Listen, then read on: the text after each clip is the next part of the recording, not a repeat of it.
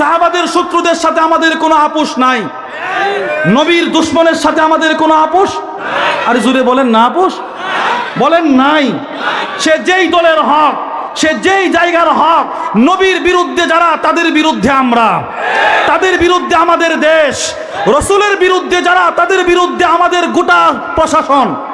আরে বলেন না কেন? মুসলমান যারা দাবি করে তারা কি নবীর বিরুদ্ধে কেউ কথা বললে বসে থাকতে পারে? সাহাবাদের বিরুদ্ধে কথা বললে বসে থাকতে পারে? যাদের দ্বারা আপনি ঈমান পেলেন তাদেরকে কেউ গালি দিলে আপনি বসে থাকবেন? এরা সাহাবাদেরকে তুচ্ছ তাচ্ছিল্য করে বিদায় করে দিছে। যেই মাত্র সাহাবাদেরকে বিদায় করে দিছে, ফালুদিগা সাইয়্যিদু যালিকাল হাই, যেই মাত্র সাহাবাদেরকে বের করছে, যেই মাত্র বের করে দিল, খবর চলে আসছে এদের গোত্রের সর্দারকে সাপে কাটছে, সাপে আঘাত করছে। ওয়াসাউলাহু বিকুল্লি শাইইন লা ইয়ানফাউহু শাইউন, যত ধরনের চিকিৎসা করা দরকার সব করেছে, কিন্তু সে সুস্থ হয় না, চোখ তার বন্ধ, শ্বাস প্রায় বন্ধ।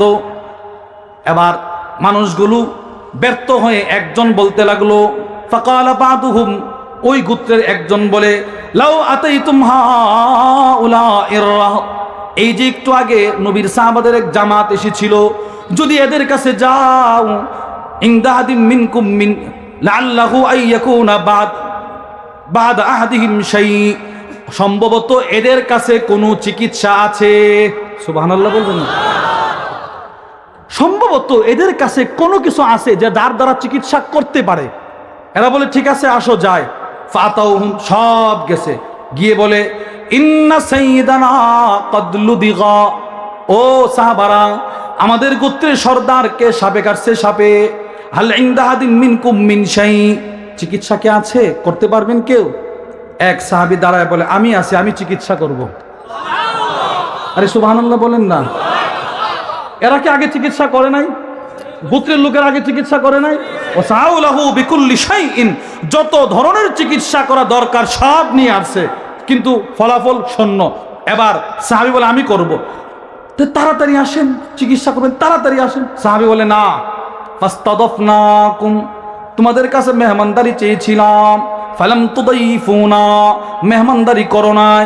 ওয়ামা আনা বিরাকিল লাকুম হাত্তা তাজআলু লানা জুলা, যতক্ষণ পর্যন্ত না তোমাদের সাথে আমার একটা চুক্তি না হবে ততক্ষণ পর্যন্ত আমি চিকিৎসা করব না। সুবহানাল্লাহ বলেন। হাই, এখন পেছে পড়ছে না? বলে ঠিক আছে, কি চুক্তি? ফাসালাহুকুম আলা কাতিইম মিনাল গানাম, এক পাল বকরির বিনিময়ে চুক্তি হয়ে গেছে। আসেন, এক পাল বকরি দিব, এক পাল বকরি। এবার সাহাবী গেছে, ফান্তালাকা, সাহাবী গেছে, ইয়াতফিনু আলাই, দম করছে, দম, ওয়া ইয়াকরা আলহামদুলিল্লাহি রাব্বিল আলামিন। সাহাবী অসুস্থ ব্যক্তির সামনে দাঁড়িয়ে সূরাতুল ফাতিহা তেলাওয়াত করলেন, শুধুই মাত্র একটা ফু দিছে, ফান্তালাকা ইয়ামশি ওয়া মা বিহি কালাবা। আবু সাঈদ বলেন, সাথে সাথে প্রায় সন্নিকটে মৃত্যুর দরজায় চলে গেছিল লোকটা। এই লোকটা সোজা শোয়া থেকে দাঁড়ায় হাঁটা শুরু করছে। তাহলে সূরাতুল ফাতিহার চাইতে দামি ঔষধ নাই, সূরাতুল ফাতিহার চাইতে দামি ঔষধ। সূরাতুল ফাতিহা আযম, বলেন সূরাতুল ফাতিহা আফদল, খায়র, আযম, আফদল, খায়র। কিভাবে আপনি আগে সূরাতুল ফাতিহার দ্বারা চিকিৎসা না করে ডাক্তারের কাছে চলে যান? আল্লামা ইবনুল কাইয়িম আল জাওজিয়া লেখেন, মাকাস্তু বিমাক্কা, ওনার কিতাব আদ-দাওয়া দাওয়ার মধ্যে লেখেন, মক্কায় গেছি, মক্কায় তাতারিনি আদাওয়া, চতুর্দিক থেকে রোগ আমাকে আক্রমণ করেছে, যত ধরনের রোগ ছিল আমার সবগুলো ঝাঁপায়া ধরছে। ওয়ালা আজিদু তাবিবা, ডাক্তারও পায় না, ওয়ালা দাওয়া, ওষুধও পায় না। এবার তিনি বলেন, ফাকুনতু উআলিজু নাফসি বিল ফাতিহা, আমি এবার সূরাতুল ফাতিহা পড়ে নিজেই চিকিৎসা শুরু করে দিলাম। ফাআরালাহা তাসীরান আজীবা, সূরা ফাতিহা পড়ে চিকিৎসা শুরু, আমার রোগ ব্যাধি দূর হতে দেরি করে নাই। তাহলে সূরা ফাতিহার চাইতে দামি ঔষধ নাই? দামি ঔষধ বলেন, দামি ঔষধ। তাহলে সর্বপ্রথম অসুস্থ হলে কি করবেন? আচ্ছা, এখন থেকে অসুস্থ হলে ডাক্তারের কাছে আমি জানি, আমি বললেও যাবেন, না বললেও যাবেন। প্রথমত আল্লাহর কোরআনের উপরে পূর্ণাঙ্গ বিশ্বাস রেখে প্রথমে দরুদ শরীফ, এরপরে দরুদ শরীফ, মাঝখানে সূরাতুল ফাতিহা পড়ে পূর্ণ ইয়াকিনের সাথে যদি পারেন 2 রাকাত নামাজ পড়ে নিজের শরীরে নিজে দম করবেন, ইনশাআল্লাহ সুস্থ হয়ে যাবেন। আমি আমাদের এলাকা থেকে, আমার মাদ্রাসার এলাকা থেকে 53 জনের এক জামাত নিয়ে ইস্তেমার মাঠে আসছি। 3 জন সাথী জ্বর উঠছে, জ্বর। এরা বলে হুজুর ওষুধ আনতে যাব। আমি কি যাবেন যে যেই ভিড়, এই বছর অনেক ভিড় হচ্ছে, ছাত্র নাই এরপরেও অনেক ভিড়, আলহামদুলিল্লাহ বলেন। আজকে এত মানুষের ভিড় শুধুই মাত্র জোহরের নামাজ। কোন সময় ইস্তেমার মাঠে যারা যেই খিত্তায় থাকে এখান থেকে এক কাতার অগ্রসর হয় না, এমন নজির কখনো হয় নাই। অগ্রসর হতে হয়, হয়তো হয় কিনা বলেন? আরে বলে না ভাই, সামনের কাতারে আসেন, বলে কিনা ভাই? আজকেই জোহরের নামাজটা এমন গেছে, আমার মনে হয়েছে কেউ সামনের কাতারে যাওয়ার প্রয়োজন হয় নাই। আলহামদুলিল্লাহ বলেন না কেন? সারা পৃথিবী দেখতেছে কোনটা হক, সারা পৃথিবী দেখতেছে কোনটা হক। এবার তো ছাত্র না, এবার তো দেখো না আল্লাহর বান্দারা চতুর্দিক থেকে উলামাদের আহ্বানে কিভাবে চলে আসছে। আলহামদুলিল্লাহ বলেন না কেন? জোরে বলেন আলহামদুলিল্লাহ। তো 3 জনের জ্বর, আমি বললাম ভাই চিকিৎসা করবেন করেন, আমি আপনাকে একটা হাদিস শোনায় দিই। এই হাদিসটা বলে বললাম আপনি সূরাতুল ফাতিহাটা পড়বেন, আগে দুরুদ পড়বেন, পরে দুরুদ পড়বেন, নামাজে বিছানায় বসে পড়েন, আল্লাহ পাক সুস্থ করতে পারে।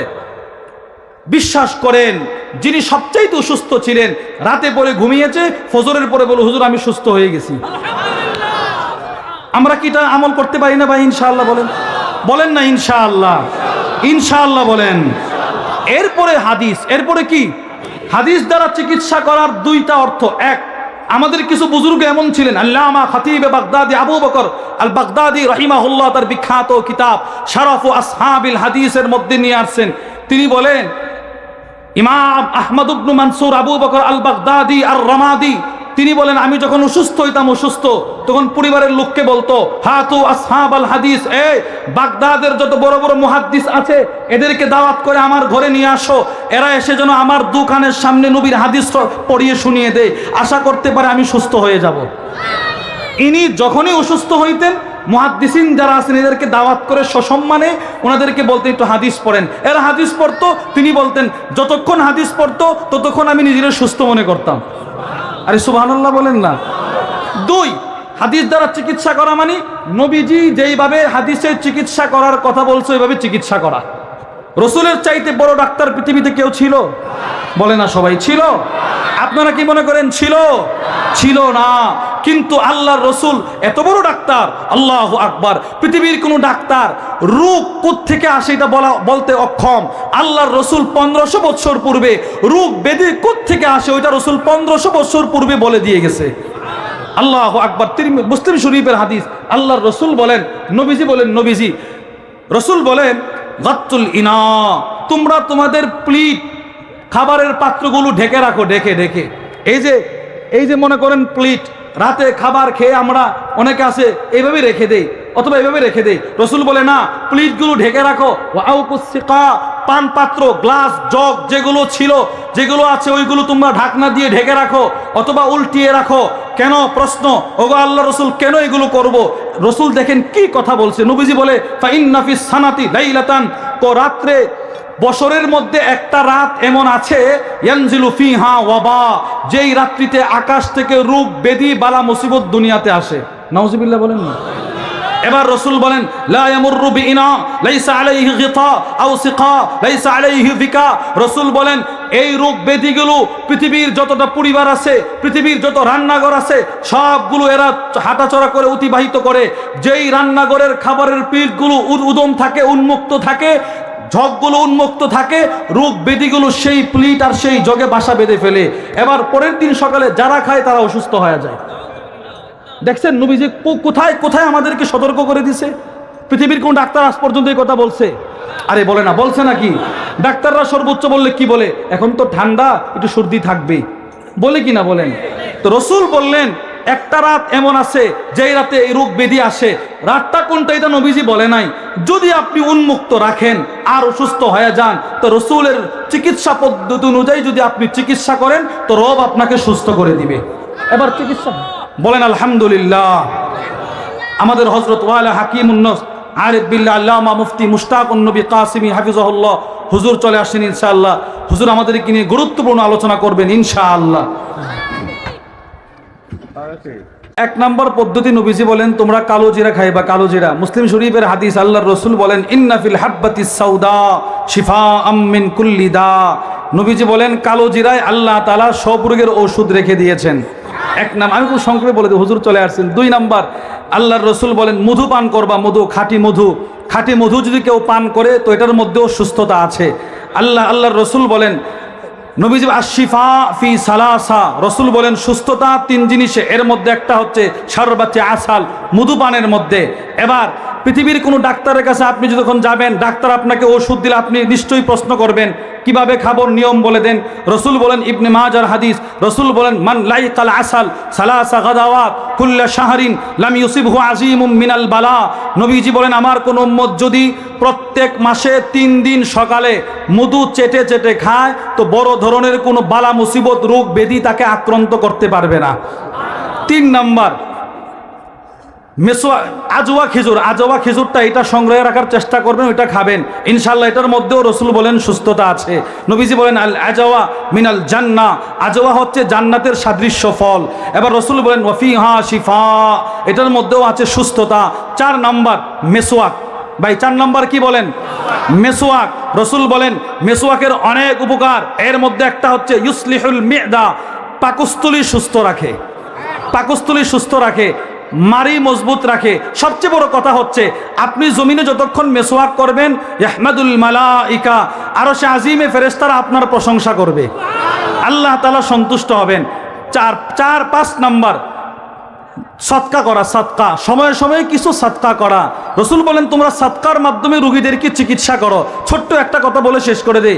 আল্লামা শামসুদ্দিন যাহাবী রাহিমাহুল্লাহ ওনার কিতাব সিয়ার ওয়া আলামিন নুবালার মধ্যে নিয়ে আসছেন, আব্দুল্লাহ ইবনুল মুবারকের কাছে এক ব্যক্তি আসছে যার 7 বছর যাবত যার হাঁটু থেকে রক্ত খনন হতো, রক্ত খনন হতে হতে লোকটা জীর্ণ শীর্ণ হয়ে গেল, দাইফ, দুর্বল হয়ে গেছে। এবার তিনি বলেন আব্দুল্লাহ ইবনুল মুবারকের কাছে এসে বলে, ওগো আব্দুল্লাহ ইবনুল মুবারক, সাআলতুল আতিব্বা ফালাম আনতাফি, আমি অনেক ডাক্তার দেখিয়েছি কিন্তু আমার কোনো উপকারে আসে নাই, আপনি একটা চিকিৎসা দেন। তো তিনি বললেন তুমি যাও, ওয়াহফির বিকরা ফি মাকানিন ইয়াহতাজুন নাসু ফীহি ইলাল মা, তুমি তোমার এলাকায় গিয়ে এমন একটা জায়গায় সদকার নিয়তে একটা কুয়া খনন করবে যেখানে মানুষের পানির প্রয়োজন খুব বেশি হয়। লোকটা চলে গেল, এবার লোকটা পানির কুয়া নির্মাণ করে দিল। তো আব্দুল্লাহ ইবনুল মুবারক বলে দিয়েছিলেন ফা ইন্নী আরজু আন তানবুআ হুনাকা আইনুন ওয়া ইউমসিকু আনকা দাম, আমি আশা করি তুমি যখন কুয়া বানিয়ে দিবে, তোমার কুয়া থেকে যখন পানি উঠবে, আমি আশা করি ওই দিক দিয়ে তোমার রক্তও বন্ধ হয়ে যাবে।